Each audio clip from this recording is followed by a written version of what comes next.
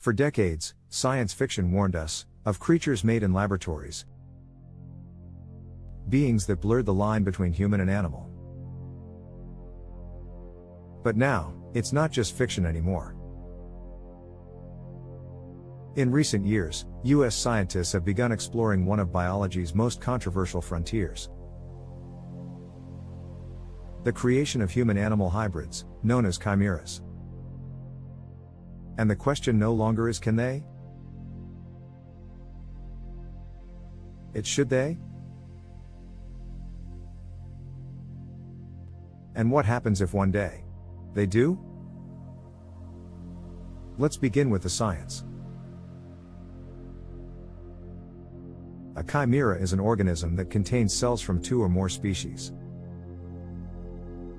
Scientists have already created pig-human embryos, mouse-human brain cells, and monkeys injected with human stem cells in early-stage embryos.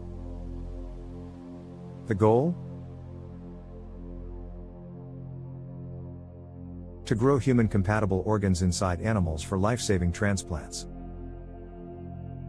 To model human disease in ways traditional testing never could. To understand how human biology functions, cell by cell, organ by organ. Sounds noble, right? But what happens when the human cells don't stop at a kidney? What if they begin integrating into the animal's brain, nervous system, or reproductive system? What if the result isn't just a research subject, but a creature with enhanced intelligence, memory, or even self-awareness? What if it learns to think? To feel? To suffer? Would we call it a lab rat? Or a new kind of person? These aren't theoretical questions anymore. In California and Massachusetts, government-funded labs have begun experiments inserting human stem cells into animal embryos before implantation. Federal law currently prohibits funding for human-animal hybrids that reach full gestation. But in private labs and non-federally funded facilities, scientists are pushing the boundaries faster than laws can keep up. And the ethical gray zone is growing. So what if a hybrid human-animal was actually created in the US? Not a mythological centaur or mutant monster, but a real, living being, born from science, not nature.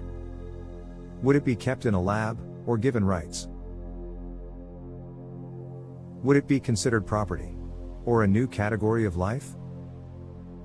Let's say it had 90% pig DNA, but with a human liver and brain cells. It walks on 4 legs, but responds to commands, maybe even recognizes faces. Does it feel fear? Does it suffer when separated from others? Could it understand what it is? Would it be ethical to kill it for its organs, knowing it might understand what death is?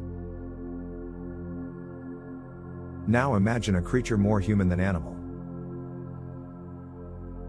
A chimpanzee with human brain development.